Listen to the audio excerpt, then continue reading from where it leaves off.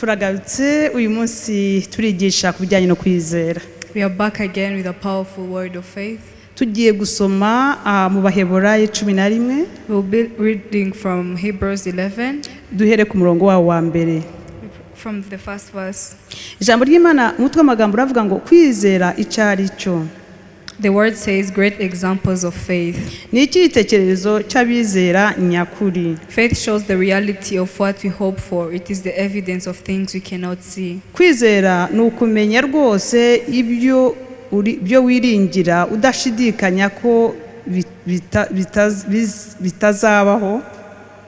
It is evident ngo ariko utizera ntibishoboka ko ayinezeza kuko uwegera Imana akwiriye kwizera yuko iriho ikagororera abayishaka. That's a nice one. Uyu munsi tugarutse tugira ngo tuganire ijambo ry'Imana ku bijyanye no kwizera. We are back again to talk about faith. Turi busome mu Baheburayo 11. We'll be reading from Hebrews 11.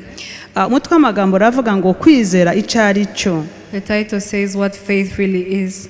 Ibyitegererezo by'abizera nyakuri. Examples of those who had faith. Dusome umurongo wa 6. Hebrews 11:6 says, haravuga ngo ariko utizera ntibishoboka ko ayinezeza.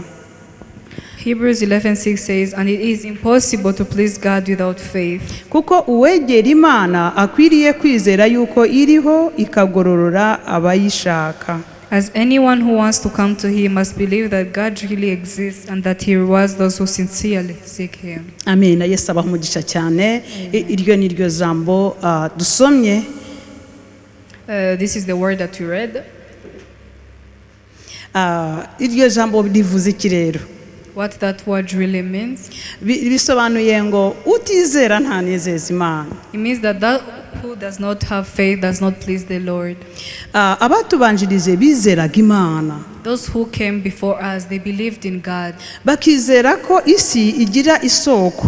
They believe that there is something behind this earth.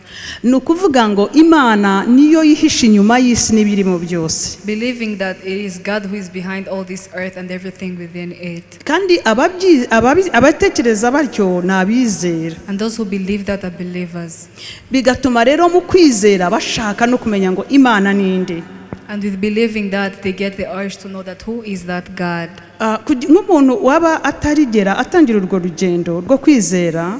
Those who start the journey of faith, icyambere ugomba kumenya ngo hirya yawe, hirya y'ibyaremwe byose ni iki kihihishe. You should first know that behind everything that moves on earth, who is behind that? Abatubanjirize rero bamenye ko ari Imana. Those who came before us knew that it was God. Natwe nka divine power twamenye ko nyuma ya byose hihishe Imana. And us as divine powers, we knew that that is God. Turabyizera. And we believed in that. Tubyizeye Imana itangira kutwiyereka. Believing in that, then God started showing up in our lives. Ikatwiyereka mu bifatika. He showed up physically. Tuzagenda tubaha ubuhamya bw'ibintu Imana yagiye ikora kugira ngo itwereke ko Imana irahari. We are here to show you guys testimonies of what the Lord did. Hari igihe umuntu ashobora kugutangaza kubwira ngo nta Mana ibaho. Sometimes people tend to say that there is no God. Ukabona ko tutaravuga ubutumwa bwiza. And you see that they really don't know what they're talking Niba about. twana nabuvuze, and if we even spoke about the word of God, ni byiza ko twongera gushiramo imbaraga. Then it is good to put in more effort. Kuko umuntu kwicara akizera ko nta Mana ibaho n'isi ibayeho gutyo itagira imva n'imvano. For one to sit and believe that there is nothing behind this earth. Ubona ko hakirimo ikibazo cyuko ubutumwa bwiza bugomba gukomeza cyane bukwirakwira ahantu hose kugira ngo abantu babisobanukirwe. Then you know that there is something we are missing us as believers. Mu rugendo rwacu rero turimo tugenda dushaka Imana nka divine power. In our journey as we seek God as divine power. Iyo twasengaga cyane duvuga ngo Mana twibwire urahari koko. When we sincerely pray to God seeking to see his face. Imana yashoboraga kutuvugisha mu bitotsi. We really saw God in dreams. Cyangwa waba urimo ukora akazi kuko twe turi abantu bakora. Oh, the Holy Spirit spoke to us in work. Noneho ijwi rikaza rikakubwira ukumva ni nk'umuntu ukubwira yongorera.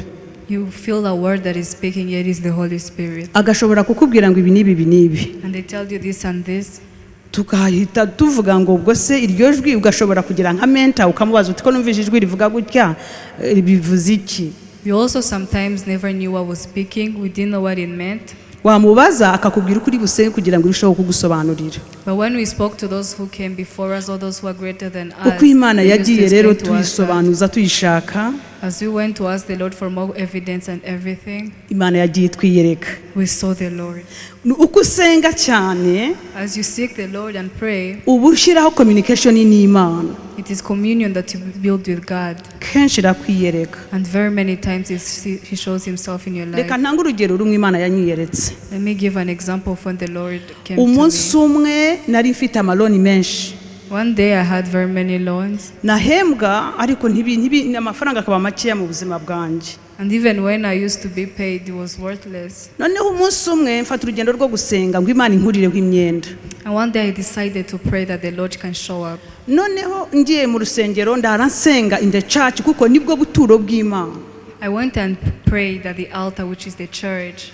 Icyo gihe nari mfite umwenda ngomba kwishyura buri kwezi 500,000. I had a loan that I had to pay 500,000 every month. Noneho kubera abanyeshuri basubiraga ku ishuri nyakoresheje mfata amasarara advances, Because the students had to go to school, I used it in getting salary advances. bituma noneho ntashobora kwishyura umwenda uko kwezi. It made me incapable of paying the loans for that Kubera ko month. nagize ubwoba nkajya mu rusengero gusenga ngo Imana inshoboze ko amafaranga ari buze ari ushobore ko bivamo byose. But because I believed that there was power in prayer, and I went to church to pray. Mbonye ndebye mbona nbitekereza ndi mu church ndimo nsenga, umutima urambwira ngo aya mafaranga yatange muri church kuko ntacyo amaze.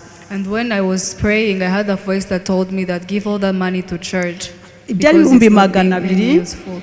It was 200,000 kandi umwenda agomba gufata 500,000, and the loan was 500,000. kandi no mu rugo tugomba kugirayo dukoresha na transport njyana ku kazi. Yet we even needed some for home. Nizera Imana, But I believed in the Lord. nkoresha ikintu cyitwa kwizera. I used faith. Mbwira Imana ngo naje mu buturo bwawe, I told the Lord that I have come in the shadows of your wings. icyanzanye nuko nabuze amafaranga yo kubalansinga ubuzima bwanjye. What has brought me here is to find money. None aya mfite ni make ntabwo yakwishyura loan, And this money that I have is not enough. nanjye ngiye kuyaguha, And this money I'm going to give it to you as ibisigaye well. uzamenye uko uzabigenza. You will find another way to sort it out. Ntegereza saa sita z'ijoro And I waited for midnight kugira ngo mbibire umunsi ukurikiye imbona igitangaza. so that I can stay at the altar till the next day so I can see, so I can make a seed for the next day so I can see that miracle. Perfect. So nyatanze mbaza undi muntu wasenga ndamubwira ngo pastor w'icyaki inomero y'urayizi. And I asked someone who was there, do you know the number of the pastor of this church? Arayimbwira ko njyewe nuko nari naje muri uwo musengero ntabwo ariho nasengeraga. And that person told me, even though I was at that church, it was not my church. Ndizera. But I had believed, Noneho ndayatanga kuri iyo nomero. and I gave all that money on that number. Maze kuyatanga nibuka ko nshobora kuba ntasigaza itike iri mu gitondo iri bunjyane mu kazi. And giving it out, I remember that I might not be having a transport to take me to work the next day. Njya gucekinga kuri balance kuri mobile money yanjye. And I went to check on my balance on mobile money. Ncekinze kuri balance yanjye nsangaho miliyoni. And when I checked on my balance, I found 1 million. Ubu ni ubuhamya twaze kuvuga Imana. And this is a testimony to come and prove that God really exists. Ijambo ry'Imana rirakuvuga ngo bikubere uko wizeye. As the word of the Lord says, that let it be as you believe. Niba wizeye ko Imana ikora binini izakora binini. If you believe God in a big way, then He will do big ways. Niba wizera ko Imana ikora utuntu duto izakora utuntu If you dutoya. believe God as someone who does something that is minimum, then He will do the minimum for you. Imana ni Imana ihindura amateka. God is a God that changes Ni Imana situations. ihindura ibibaya. He's the one that turns out situations. Igatembesha amasoko n'amigezi And He makes it run in our favor mu buzima bukakaye. in hard life. So icyo gihe rero ndebye nitegereze mbona 1 million, I could not believe. And when I saw 1 million, I could not believe. Birantangaza cyane, I had to scream mu church ndasakuza cyane.